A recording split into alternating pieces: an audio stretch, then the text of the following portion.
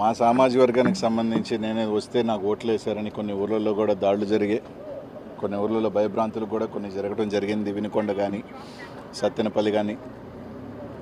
అలాగే ఒక సోదరుడు ఆత్మహత్య కూడా చేసుకున్నాడు, ఒక ఉప సర్పంచ్ సత్తెనపల్లి. తప్పకుండా వాళ్ళందరినీ కూడా కలుస్తాం, వాళ్ళకి భరోసా ఇచ్చే కార్యక్రమం చేస్తాం. ఈరోజు వాళ్ళకి ప్రజలు మ్యాండేట్ ఇచ్చారు. తప్పకుండా వాళ్ళు చేసిన హామీలన్నీ కూడా మంచి చేయాలి మనస్ఫూర్తిగా, ప్రజలకి మంచి చేయాలి మనస్ఫూర్తిగా కూడా కోరుకుంటాం. వాళ్ళకి అన్ని రకాలుగా కూడా ఏదైతే వాళ్ళ కూటమికి ఇచ్చిన మ్యాండేటు, ప్రజలకు ఇచ్చిన హామీలు అన్నీ కూడా నెరవేర్చాలని కోరుకుంటాం. తప్పకుండా కూడా ప్రజాక్షేత్రంలో వాస్తవమే ప్రజలు మాకు పెద్ద ఎత్తున ఒక భారీ మ్యాండేట్ ఇచ్చారు. మా తప్పొప్పులు ఏదన్నా ఉన్నా కూడా తప్పకుండా సరిదిద్దుకుంటాం.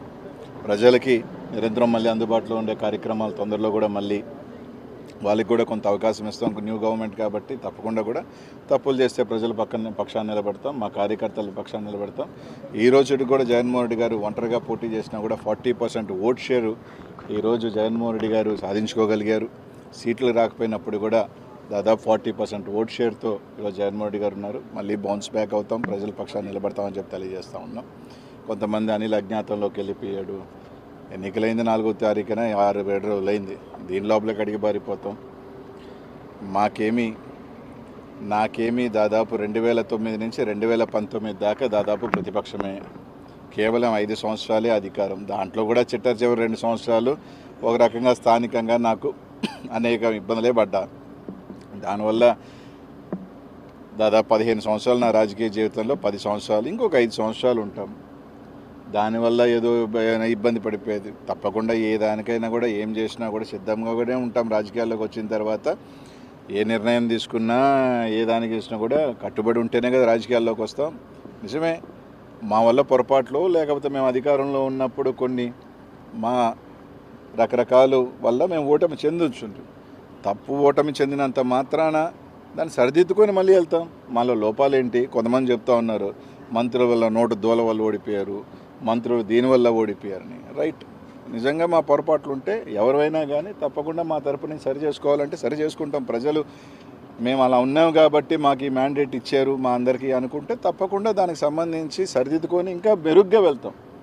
ఒక అపజయం కానీ వస్తే ఆ అపజయంలో నుంచి మనం సరిదిద్దుకొని దీంట్లో ఓహో ఇది పొరపాటు జరిగింది అని చెప్పుకొని గెలుపు దిశగా దాన్ని ముందు తీసుకువెళ్ళే ఆలోచనలో వెళ్తాం తప్ప ఓడిపోయాము కాబట్టి కృంగిపోయి మూల కూర్చునే పరిస్థితి అయితే ఉండదు. తప్పకుండా నా రాజకీయంలో నాకేం ఓటమేం కొత్త కాదు. 29 సంవత్సరాల్లోనే ఓటమిని చూసినా ఎదుర్కొన్నా. భగవంతుడి దయ వల్ల కొంతమంది కోరుకున్నట్టు ఒక చిన్న స్థాయి వ్యక్తిని ఎవరు అండదండలు లేకపోయినా ఈ రాష్ట్రంలో చిన్న వయసులోనే 2 సార్లు ఎమ్మెల్యే అయినా ఉండి మంత్రి అయినా ఉండి, అది జగన్మోహన్ రెడ్డి గారి ఆశీస్సుల వల్ల, మా నెల్లూరు ప్రజల ఆశీస్సుల వల్ల. ఆయనతో వెంట ఉంటాం. ఆయనకు మంచి ఉన్నప్పుడు బాగున్నాం, ఆయన బాగా కష్టంలో ఉన్న ఆయన ప్రతిభ ఉన్నాం. బాగున్నప్పుడు మమ్మల్ని బాగా చూసుకున్నాడు. ఈరోజు ఆయన మళ్ళీ కూడా ఆయనతోనే ఉంటాం, ఆయనతోనే నడుస్తాం, కడదాకా కూడా ఆయనతో ప్రయాణం చేస్తాం. ఆయన కష్టాల్లో ఉంటాం, అన్నిట్లో ఉంటాం. మేము ప్రజల పక్షాన ఉంటాం.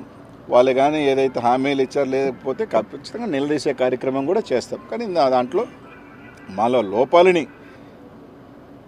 సరిదిద్దుకుంటాం. తప్పకుండా కొందరు చెప్పినట్టు మాలో ఏమైనా లోపాలు ఉన్నాయి ఉంటేనే ఏదో ఒక చిన్న ఉంటే తప్పకుండా సరిదిద్దుకొని ఇంకా మెరుగ్గా వచ్చే కార్యక్రమం చేస్తాం. దాడులు దయచేసి ఈరోజు వాళ్ళకి మ్యాండేట్ ఇచ్చారు. ఈరోజు ఆ రోజుల్ని చూస్తున్నాం. పల్నాడులో ఏ విధంగా దాడులు చేస్తున్నారు, ఏ విధంగా ఊర్ల మీద పడి చేస్తున్నారు.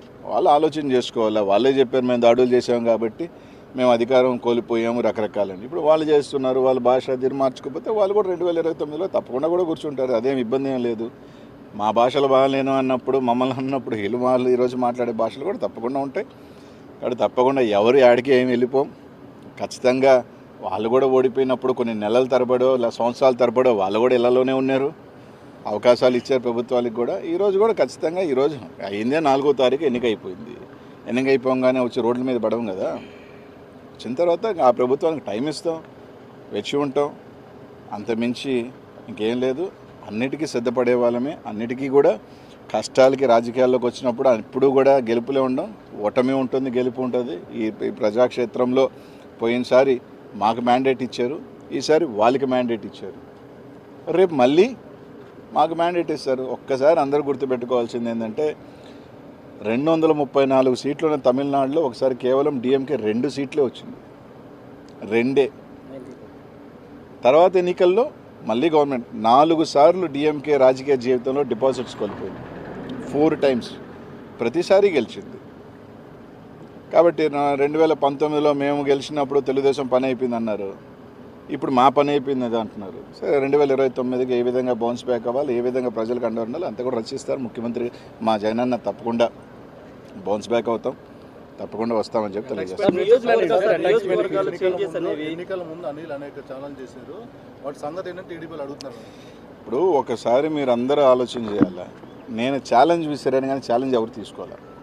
ఎలా ఉంటారు అంటే నేను ఛాలెంజ్ విసిరినమాట వాస్తవమే, నేను ఛాలెంజ్ విసిరినప్పుడు అవతల ఛాలెంజ్ తీసుకొని రైట్ మేము కట్టుబడి ఉన్నాం ఈ ఛాలెంజ్కి అని చెప్పుని ఉంటే బాగుండేది. ఎన్నికలు అయిపోయిన తర్వాత అప్పుడు ఛాలెంజ్ చేసేవి కదా అంటే అలా కాదు కదా. నేను ఒక సవాల్ విసిరినప్పుడు ఆ సవాల్ స్వీకరించేవాడు కూడా స్వీకరించుకొని చేస్తుంటే బాగుండేది. రైట్, ఏదో సామెత ఒకటి ఉంది, హనుమాన్ జంక్షన్లో నాకు బాగా నచ్చిన డైలాగు, గెలిచినోడు చెప్తాడు ఓడినోడు వినాలని. ఈరోజు వాళ్ళు చెప్తున్నారు, మేము వింటాం, పర్వాలేదు. ఈరోజు వాళ్ళు ఏదైనా చెప్తున్నారు, రైట్, వాళ్ళు ట్రోల్ చేసుకుంటున్నారు, చేసుకునే అబ్బాయి ఇబ్బంది ఏం లేదు. ట్రోల్ చేసుకునే స్థాయిలో మేము ఉన్నామంటే మేము ఎదిగినట్టే. We're in public, good publicity or bad publicity is a publicity. నియోజకవర్గాల మార్పులు ఓటమిలో ఎంతవరకు ఫ్యాక్టర్కి పనిచేయండి? ఏమీ ఇప్పుడు పల్నాడులో నాకు 40,000 ఓట్లు ఎమ్మెల్యేల కన్నా ఎక్కువ వచ్చినాయి కదా, అంటే మీ కొరకే కాదు ఓవరాల్ చెప్తున్నా. కాబట్టి అదేం పెద్ద నేను కోరుకోను, ఎందుకంటే ఇంత పెద్ద ఎలక్షన్ దీంట్లో కొన్ని దగ్గరలా చూసుకున్నప్పుడు రకరకాల అనుమానాలు ఉన్నాయి, రకరకాలు ఉన్నాయి. కాబట్టి అదేం పెద్ద ఫ్యాక్టర్ నేను అనుకోను.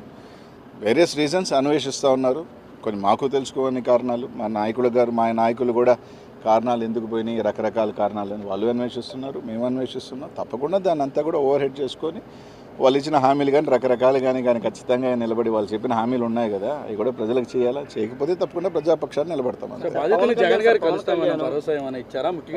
తప్పకుండా ప్రతి ఒక్క కార్యకర్త కూడా జగన్మోహన్ రెడ్డి గారు అండగా ఉంటారు, మేము అందరం కూడా అండగా ఉంటాం. తొందరలోనే దానికి సంబంధించింది కూడా ఇది చేస్తాం. తప్పకుండానే అందరం కూడా ఎప్పుడు కూడా ఏ గవర్నమెంట్కైనా కూడా కొంత టైం అనేది ఇస్తారు, ఎవరైనా కూడా ఒక 6 months 1 year దేనికైనా కూడా ఒక స్టార్టింగ్ పీరియడ్ ఉంటుంది, వేచి ఉంటాం. తప్పకుండా వాచ్ చేస్తాం, చూస్తాం, మంచి చేస్తే తప్పకుండా మంచి చేయాలని కోరుకుంటాం. పవన్ కళ్యాణ్ అసెంబ్లీకి గేట్ కూడా తాకనివ్వని నేను అనలేదే, అసెంబ్లీకి పంపించిన అసెంబ్లీకి వెళ్ళడం చెప్పారు. నేను అనలేదే, జనసేన కార్యకర్తలు పెద్ద ఎత్తున మీ మీద ట్రోల్ చేస్తున్నారు. నేను అనలేదే మంత్రిగా ప్రమాణ స్వీకారం చేసి తప్పకుండా నేను చెప్పేది ఏంటంటే పవన్ కళ్యాణ్ గేట్ దాటలేదు ఫస్ట్ ఆఫ్ ఆల్, నేను అనలేదు. ఫస్ట్ ఆఫ్ ఆల్ అది నేను అనలేదు, పక్కన పెట్టుకోండి. రైట్, ఇదే పవన్ కళ్యాణ్ గారు గతంలో ఓడిపోయారు, ఇప్పుడు గెలిచారు, అంతే. దాంట్లో ఏముంది, రేపు అనేది మళ్ళీ ఉంటుంది కదా రాజకీయాల్లో it is cycle. Congress party 10 years ఉంది, 15 years లేదు. చంద్రబాబు నాయుడు గారు కూడా 4 సార్లు ఓడిపోయారు, మళ్ళీ వచ్చారు కదా, అలా అని రేపు రాలేదు. Please subscribe .news